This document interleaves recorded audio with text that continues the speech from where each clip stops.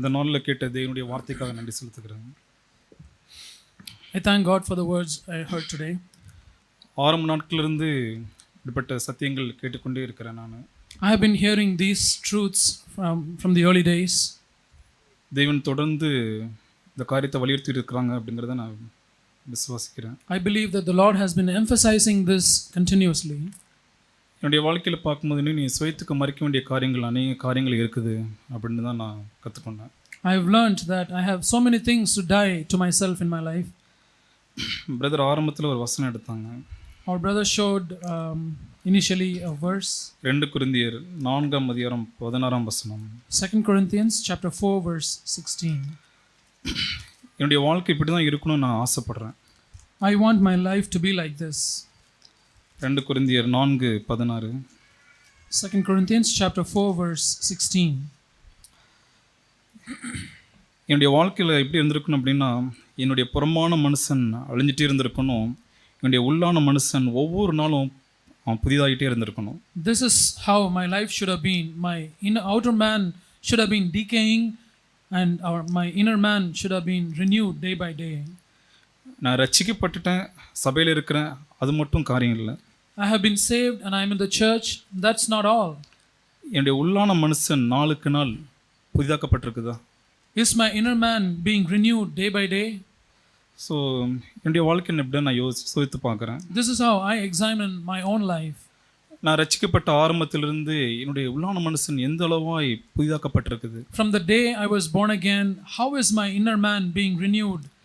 இதுக்கு ரிலேட்டடான இன்னொரு வசனமும் எனக்கு ரொம்ப பிரயோஜனமாக இருந்துச்சு. I was profited by another verse. நான் அப்படி தான் அந்த வசனத்தை பார்த்தேன். எபேசியர் 4 இதே ரிலேட்டடாக இருக்கும். Actually it's a related verse in Ephesians chapter 4. 4:22. Ephesians chapter 4:22. முந்தினி நடக்கக்கூடிய மோசம் போக்கும் இச்சைகள்னாலே அந்த கெட்டுப்போகிற அந்த பழைய மனுஷனை நீ களைந்து போட்டு அப்படின்னு இருக்கும். It says, in reference to your former manner of life, you lay aside the old self. நான் இப்படி தான் பார்க்குறேன். என்னுடைய இந்த பழைய மனுஷன் இன்னும் களையப்பட்டிருக்குதா, களையப்படாமல் என்கிட்ட இருக்குதா? Is the old self being removed or is it still with me? நான் எந்த அளவுக்கு என்னுடைய வாழ்க்கையில் நான் சுயத்து மறிக்கக்கூடியவனாக இருக்கிறேனோ, என்னுடைய பழைய மனுஷன் அந்த களையப்பட்டு கொண்டே இருக்கும். அது to the extent that I am willing to die to my own self, this old man would have been removed from me. இன்னைக்கு ஒரு உலகத்த மனுஷனுக்கும் எனக்கும் ஒரு வித்தியாசம் இருந்துகிட்டே இருக்கும். There would be a difference between me and the worldly person. என்னுடைய குடும்பத்தில் வந்து வித்தியாசம் இருக்கும். There will be that difference in my family. என்னுடைய வேலை ஸ்தலத்தில் வித்தியாசம் இருக்கும். That difference will be found in my workplace. எல்லாரும் போலும் நானும் அப்படி ஒரு வாழ்க்கை வாழ்றேன்னா என்னுடைய பழைய மனுஷன் இன்னும் களையப்படலை. If I live like everybody else, then my old self has not been removed from me. இன்னுமே என் சுயம் சாகலை. My self has not yet dead.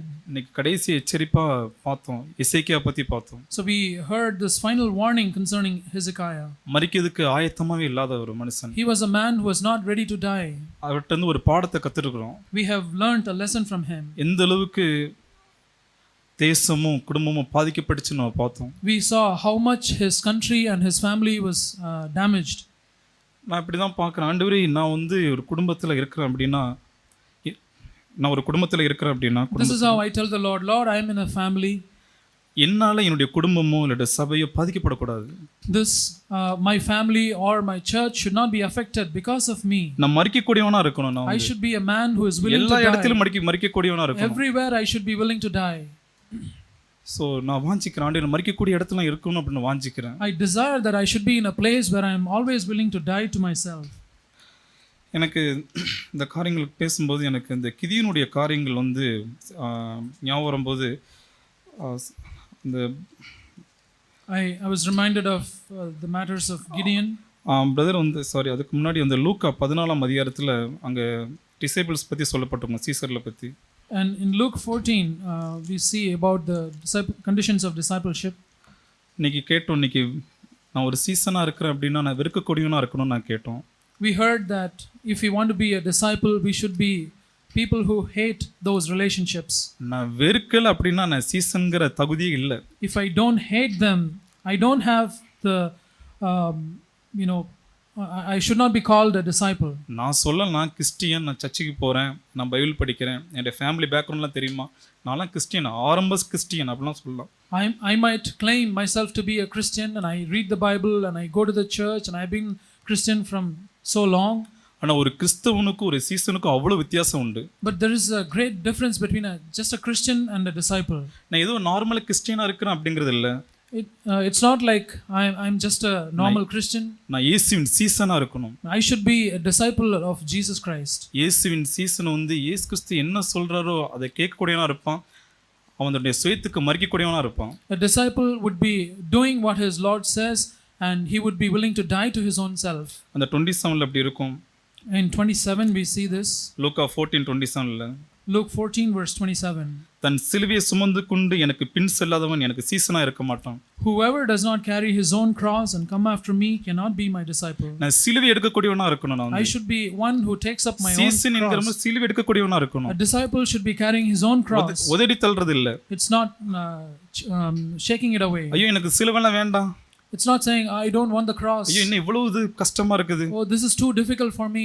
இல்லை, நான் வந்து கிருபையை பெற்று நான் இயேசுவை போல அவருடைய சுபாவத்துக்கு போய் மாறக்கூடியவனாக இருக்கணும். No, I should receive God's grace and I should be transformed into his likeness.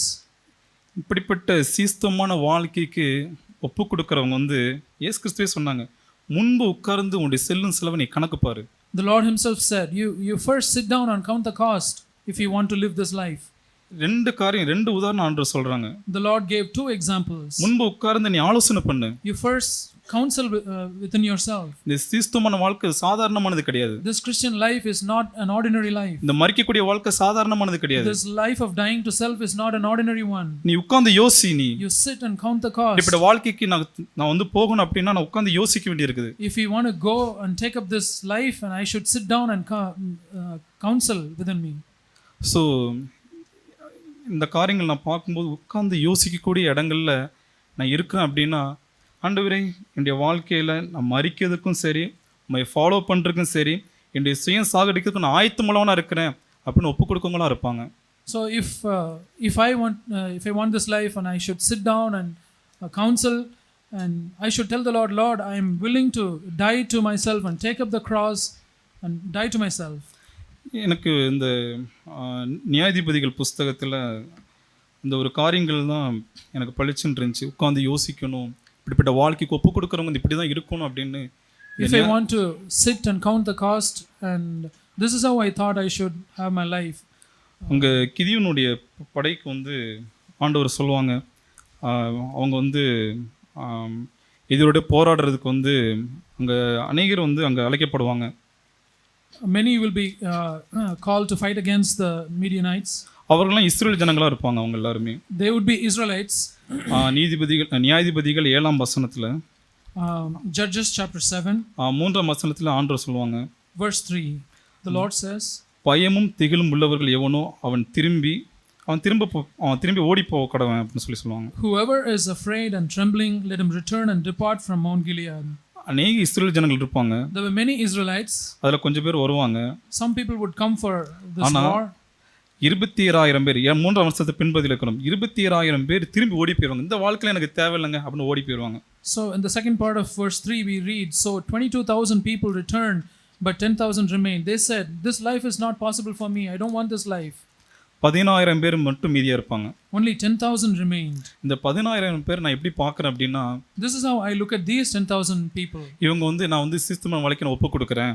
These people committed themselves to the life of a disciple. அப்பன்னு ஒரு தீர்மானம் எடுத்தவங்க. அவங்க வந்து they had determined to be a disciple.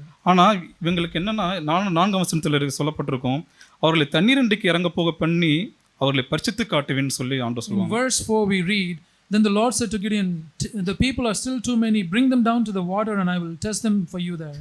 அங்க பாத்தீங்கன்னா 300 பேர் அங்க தேர்ந்தெடுப்பாங்க. So they were they chose 300 people. 6ஆம் வசனத்துல இருக்குது. We see that in verse 6. தங்கள் கையில் அள்ளி தங்கள் வாய்க்கு எடுத்து நக்கி கொண்டவர்களின் லக்கம் 300 பேர். Now the number of those who lapped, putting their hand to their mouth, was 300 men. மற்ற ஜனங்கள் எல்லாரும் தண்ணீர் குடிக்கிறதுக்கு முழங்கால் ஊன்றி குனிந்தார்கள். But all the rest of the people kneeled to drink water. இதே சம்பவத்தை விக்டர் பிரதர் நம்மளுக்கு முன்னாடி சொல்றது நம்ம கேள்விப்பட்டிருக்கோம். We heard from our brother Victor long back. the same incident. முழங்கால் ஊன்றி தண்ணீர் குடிக்கிறவங்க உலகத்தார்கள், உலகத்திலே மூழ்கி போனவர்கள் அப்படின்னு சொல்லி The சொன்னிருக்காங்க. people who kneel down to drink are people who are drowned in this world. அந்த 300 பேர் வந்து எப்படிப்பட்டவர்கள்னா தொட்டுக்கோ தொடச்சுக்கோன்னு வாழ்ந்தவங்க அப்படின்னு சொல்லி சொல்லுவாங்க brother. 300 men were just they're living scarcely. அந்த 300 பேர் எப்படி இருப்பாங்கன்னு பார்க்கும்போது எனக்கு ரொம்ப ஆச்சரியமா இருந்துச்சு. 16ஆம் வசனத்துல Concerning these 300 men, it is very amazing to look at them.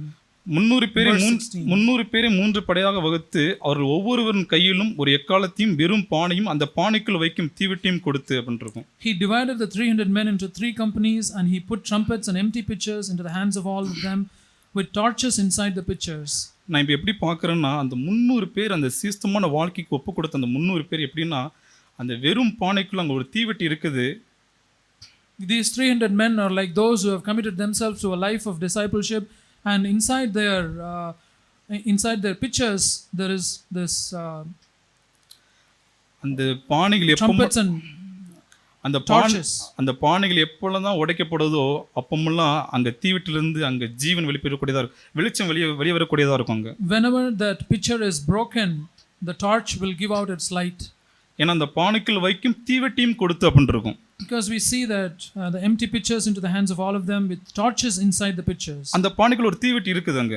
There are torches inside those pitchers. சுயம் உடைபடும்போது கிறிஸ்துவின் ஜீவன் வெளிப்படும். அது வந்து when your self will is broken, the life of Christ will be revealed. இன்னைக்கு ஏன் கிறிஸ்துவின் ஜீவன் வெளிப்படல? Why is it that I don't the life of Christ is not என்னுடைய manifested? பானை உடைபடல. Because my pitcher is not broken. சுயம் சாகடிக்கப்படல. My self is not being killed. நான் சுயத்துக்கு ஒப்பு கொடுக்கப்படல. My self life is not being given over to death. என் பானையில எங்கேயோ ஒரு ஓரமா லைட்டா ஒரு ஓட்டை இருக்குது. நான் வந்து கொஞ்சம் வெளிச்சம் கிடைச்சிருச்சுன்னு சொல்லிட்டு நான் புலகாய் தான் அடிச்சிட்டு இருக்கேன். There is a little hole, very little hole inside that pot, but there is a little ray of light coming through, but I think that I have life of light.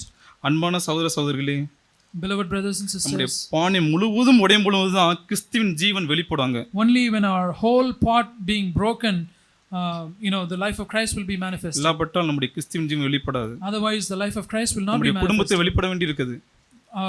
The life of Christ should be manifested in our families. கிறிஸ்துவின் ஜீவன் நம்முடைய குடும்பத்தை வெளிப்பட வேண்டியிருக்குது. The life of Christ has to be manifested in our நம்முடைய family. வேலைஸ்தலம் வெளிப்பட வேண்டியிருக்குது. It should be manifested in our ஒவ்வொரு இடங்களிலும் வெளிப்பட வேண்டியிருக்குது. In every place it should be manifested. கிறிஸ்துவின் ஜீவன் வெளிப்பட வேண்டியிருக்குது. The life of Christ should be manifested in every place. நீ அப்படிப்பட்ட மனிதனா நான் இருக்கணும். I want to be such a man. நான் வெறுக்கக்கூடியவனா இருக்கணும். I want to be a man who hates. நான் சிலுவை எடுத்து பின்பற்றுவனா இருக்கணும். And a man who takes up his own cross and follows the Lord. நான் தேவனுடைய சத்தத்தை கேட்கக்கூடியவனா இருக்கணும். I want to be a man who always listens to the voice of the Lord. சீசன்ங்கற வந்து ஒரு கோலத்தனமா இல்ல. A disciple of the Lord is not a covered one. இப்படிப்பட்ட வாழ்க்கைக்கு முழுமையாக தன்னை ஒப்பு கொடுக்கவனா இருக்கணும் வந்து. He would be a man who gives his life over to such a life. ஒரு பிணைகாசை போல வாலிபர்கள் இப்படி இருக்கணும். The young people should be like Phinehas. பாவம் வரும்போது குத்தக்கூடியவங்களா இருக்கணும் அது வந்து. When it comes to sin, there should be people who spear it through. நான் ஆரம்பத்துல நான் அப்படி கேட்டிருக்கிறேன். I've heard this in the initial days. ஆரம்ப சகோதரர்கள் சொன்ன இந்த டெஸ்டிமனி எனக்கு ரொம்ப என்கரேஜ் ஆயிருக்குது. Those testimonies that the brothers in those days shared had been a challenging ones to me. இந்த ரோட்ல இருக்கக்கூடிய அந்த போஸ்டர் இந்த இடத்துல இருக்குன்னு சொல்லிட்டு என் கண்ணு ஒரு போல அந்த பார்க்க கூடாது விலகி போன சகோதரர்கள் உண்டு அப்படி. There were brothers who turned their eyes away from a particular place because they knew that there would be an obscene picture on there. இன்னைக்கு நம்முடைய கையில மொபைல் ஃபோன் ஒன்னு இருக்குது. But today we have mobile phones on our hands. சோசம் எவ்வளவு கவனமா நம்ம use பண்ண வேண்டியிருக்குது. How carefully should we use this? எந்த அளவுக்கு நான் சென்ஸ் பண்ண வேண்டியிருக்குது. How sensibly should I use that? எவ்வளவு சென்சிட்டிவா இருக்க வேண்டியிருக்கு நம்ம. How sensitive should I be? ஐயோ இந்த வழி நம்ம வந்து இந்த வழி நான் போன அப்படினே என்ன தவறான வழிக்கு தாவி கொண்டு போயிருமே அப்படினு எந்த அளவுக்கு நம்ம கேர்ஃபுல்லா இருக்க வேண்டியிருக்கு. How carefully I should be using, thinking, if I use this, I should lead me astray. இன்னைக்கு ஆரம்ப சகோதரர்கள் அவ்வளவு கவனமா வாழ்ந்தாங்களே. So those brothers in those days lived so carefully with these things. இந்த நாட்கள் நம்மளால வாழ முடியும் சகோதர சகோதரிகளே. Even today we can live such a life, brothers and sisters. நம்ம ஒருபோதும் இந்த உலகத்துடைய எந்த விதமான ஆபாசமான காரியங்களுக்கும் விருப்பங்களுக்கு அட்ராக்ஷனுக்கு எதுக்குமே நம்ம விலகி காத்துக்கொள்ள முடியும். We can keep ourselves from all these attractions and the evil passions of this world. நான் என்னுடைய வாழ்க்கையில் நான் பார்க்குறேன், ஆண்டவரே இந்த சூழ்நிலையிலிருந்து என்னை தப்புவிக்க ஆண்டவரே உம்முடைய கிருபையால என்னை தாங்குங்கன்னு கதறும் பொழுது தேவனை விடுவிக்க முடியும். I have seen this in my own life. If I cry out to the Lord, Lord, please give me your grace and deliver me from this thing, we can see that the Lord delivering us. எந்த பாவத்தை நம்மளை விடுவிச்சுக்க முடியாது. We cannot deliver ourselves from any sin. தேவனுடைய கிருபையினால தான் முடியும். It's possible only through the grace of ஆண்டவரே God. இப்படிப்பட்ட இந்த வாழ்க்கை வாழ்க்கை கிருபை தாங்க ஆண்டவரே. Let's ask the Lord, Lord, give me grace to live such a life. அபிஷேகம் தாங்க ஆண்டவரே. Lord, please give me the anointing of the Holy Spirit to live this victorious life. மக்கா ஒரு உத்தம ஒரு வாழ்க்கை வாழணும். I want to live an integral life for you. ஒரு உத்தம சீசனா நான் இருக்கணும். I want to be a discipleship. இந்த உலகத்திலிருந்து வேறு பிரிக்கப்பட்டவனா இருக்கணும் நான். I want to be a separated one from this world. தேவன் வரக்கூடிய நாளுக்கு ஒவ்வொரு உதவியோட நம்பிக்கை விசுவாசம் இருக்கு. I confess my hope and believe that the Lord would help each one of us in the coming days. தேவன் பேசிய வார்த்தைகளுக்காக நன்றி சொல்றேன். I thank God for the words he has spoken. So praise and thanks கிவிங்லேருந்து ஆண்டவர் நம்மோடு பேசியிருக்கிறார் என்பதை நான் விசுவாசிக்கிறேன். I believe that the Lord has been speaking to us since the time of praise and worship. சபைக்கு அநேக நாட்கள் வந்தும் நம்ம சுயத்தை வெறுக்கக்கூடிய அந்த வாழ்க்கைக்கு வராமல் இருக்கிறோம். We have not come to a place of dying to ourselves and hating ourselves even after coming to the church for so many years. லூக்கா 15 நம்ம அந்த மூத்த குமாரனுடைய வாழ்க்கை தான் அதற்கு ஒரு பெரிய எக்ஸாம்பிளாக நான் பார்க்குறேன். I see this life of the elder son in Luke 15 as a great example for this. 29 வசனத்தில் அவன் வார்த்தைகள் எல்லாம் நீங்கள் கவனிச்சு பாருங்க. அவன் என்ன சொல்கிறான்? இத்தனை வருஷ காலமாய் நான் உமக்கு ஊழியம் செய்தும் ஒரு காலம் உம்முடைய கற்பனையை மீறாதிருந்தும் என் சிநேகிதரோடே நான் சந்தோஷமாக இருக்கும்படி நீர் ஒரு காலம் எனக்கு ஒரு ஆட்டுக்குட்டியை கூட கொடுக்கல அப்படின்னு சொல்கிறான். Look carefully at this verse, Luke 15:29. But he answered and said to his father, Look, for so many years I have been serving you, and I have never neglected a command of yours, and yet you have never given me a young goat so that I might celebrate with my friends. எத்தனை வருஷமா நான் உங்க கூட இருக்கிறேன்? How long have I been with you? எவ்வளவு வருஷமா நான் சபைக்கு வர்றேன்? How many years have I been coming to the church? ஆனா இன்னும் நம்மளுக்குள்ள ஒரு தேவனை குறித்து நன்றியுள்ள இருதயம் இல்லாம குறை சொல்லக்கூடிய இருதயம் தான் இருக்கு. But we don't have a heart of gratitude, but we have a heart of complaint. அதுக்கு ஒரே கம்ப்ளைண்ட்ஸ் நம்மளுடைய இருதயத்தில் இருக்குன்னா அது வேற ஒன்றுமே கிடையாது. நம்ம சுயம் இன்னும் சாகலை. அதுதான் இன்னைக்கு கேட்கிறோம். If we have complaints in our hearts, that only means that our self has not yet died. ஆனா அவன் சொன்ன வார்த்தைகள்லாம் நீங்க கவனிச்சு பார்த்தீங்கன்னா நான் இவ்வளோ வேலை செஞ்சேனே உங்களுக்கு அதெல்லாம் சொல்றான் அவன். But if you look at those words carefully, he lists down all that he did for him. லூக்கா 10 அதிகாரத்தில் இன்னொரு சகோதரியை நம்ம பார்க்கலாம். We read of another sister in Luke chapter 10. 40வது வசனத்தில் 39வது வசனத்தில் மரியாள் மார்த்தாளை குறித்து நம்ம பார்க்கிறோம். We read about Martha and Mary in Luke chapter 10 verse 39. 40வது வசனம், மார்த்தாளோ பற்பல வேலைகளை செய்தனால் மிகவும் வருத்தமடைந்து அவரிடத்தில் வந்து, ஆண்டவரே, நான் தனியே வேலை செய்யும்படி என் சகோதரி என்னை விட்டு இருக்கிறதை குறித்து உமக்கு கவலை இல்லையா? In verse 40 we read, but Martha was distracted with all her preparations, and she came up to him and said, Lord, do you not care that my sister has left me to do all the serving alone? Then tell her to help me.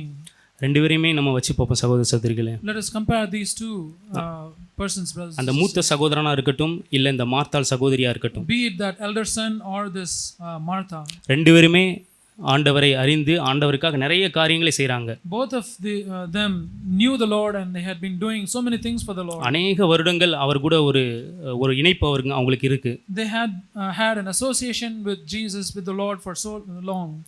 அது கூட சேர்ந்து அவங்களுக்கு குறை சொல்லக்கூடிய ஆவியும் இருக்கு. Along with that they also had a spirit of complaining. அதுக்கு ஒரே ஒரு காரணம், தன்னுடைய தனக்குன்னு ஒரு வேல்யூ வச்சுக்கிட்டாங்க. எனக்கு இது கிடைத்தாக வேண்டும். The reason for that is that they had some expectation. I should have this. நம்ம சபையில் செய்ய வேண்டிய வேலைகள் அது தேவைதான். சபைக்கு நம்ம அநேக அவயங்கள் அந்தந்த காரியங்களை செய்ய வேண்டியது மிக மிக அவசியம்தான். It is very necessary that we do our part and many different activities in the church, that we fulfill our function in the church. மூத்த சகோதரனுடைய கிரியைகள் நம்ம சபைக்கு தேவைதான். The works of the elder brothers are needed for the church. மார்த்தாளுடைய கிரியைகள் நம்ம சபைக்கு தேவைதான். The works of Martha are needed for the church also. ஆனா நம்மளுடைய ஆவி எப்படி இருக்கணும்னா இளைய குமாரனுடைய ஆவியோடு இருக்கணும். But our spirit should be the spirit of the younger son. சுயம் எப்பொழுது சாகும் என்றால் என்னை காட்டிலும் மற்றவர்களை மேன்மையாக பார்க்கும் பொழுது தான் சுயம் சாகும். When will myself die? When I look at others as more important than myself. நம்ம சுயத்தை சாகடிக்கணும் இன்னைக்கு தெளிவா கேட்டோம். அது சாகடிக்கப்படலனா எவ்வளவு பெரிய அபாயத்தை நம்மள வாழ்க்கையில கொண்டு வரும் ன்னு தெளிவா கேட்டோம் நம்ம. We heard very clearly that we have to put our self life to death, and that we how much of a damage we will incur if we don't let that happen. ஆண்டவரே நான் சுயத்தை சாகடிக்கணும் அப்படின்னு நம்ம உண்மையிலே எல்லாரும் வாஞ்சிக்கிறோம். We all desire that we should die to ourselves. அதற்கு எனக்கு ஆண்டவர் உணர்த்தியது லூக்கா 15ஆம் அதிகாரத்தில் அந்த இளைய குமாரனை போல நம்ம இருப்போம் என்றால் உண்மையாகவே நம்மளுடைய சுயத்தை சாகடிப்பது நமக்கு எளிதாக இருக்கும். What the Lord convicted me of was that in Luke 15, if we have the spirit of the younger son, it will be easy for me to die to my own self. Luca 15:19. Luke 15:19. இனிமேல் உம்முடைய குமாரன் என்ன என்று சொல்லப்படுவதற்கும் நான் பாத்திரன் அல்ல. I'm no longer worthy to be called your son. அன்பான சகோதர சகோதரி, நமக்கு தேவையான ஆவி இதுதான். Beloved brothers and sisters, this is the spirit that we need. என் சுயத்தை ஒவ்வொரு நாளும் நான் சாகடிக்கணும்னா நம்மளுக்கு தெரியும், ரோமரில் சொல்லுவார் ஆண்டவர் அவருடைய தேவான்பு நம்மளுடைய இருதயத்தில் ஊற்றப்படணும்னு சொல்கிறாரு. We know that in Romans we see that if we want to put our self life to death, the love of God should be poured in our hearts. அது கூட என்ன தேவைன்னா, ஆண்டவரே நான் பாத்திரவான் அல்ல ஆண்டவரே, அந்த உணர்வு மட்டும் நம்மளுக்கு எப்பொழுது இருந்ததுன்னா நம்ம சுயத்துக்கு ஒரு வேல்யூ என்றைக்குமே போட மாட்டோம். In addition to that, if only we have a spirit that says, Lord, I am not worthy, then we will never put a value to our own self. Jack brother நம்மளுக்கு ஒரு demonstration காட்டுவாங்க, நிறைய 0 அப்படின்னு நிறைய பேர் ஒவ்வொரு காரியத்தை வைத்து கொண்டு இருப்பாங்க. We would have seen brother Zach demonstrating this thing, like there will be many people with zeros. அந்த ஜீரோக்கு கடைசியா ஒன்று போட்டிங்கன்னா அதோட வேல்யூ ஒன்று தான்.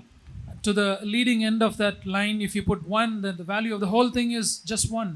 ஆனால் உண்மையாக நான் பாத்திரன் அல்ல இந்த உணர்வோடு அதுக்கு முன்பாக ஒன்றை போட்டோம்னா, அந்த ஒன்றை வந்து முன்னாடி போட்டோம்னா அது வேல்யூ எங்கேயோ போயிடும். But if you put that 1 in front of all those zeros, then the value goes up so much.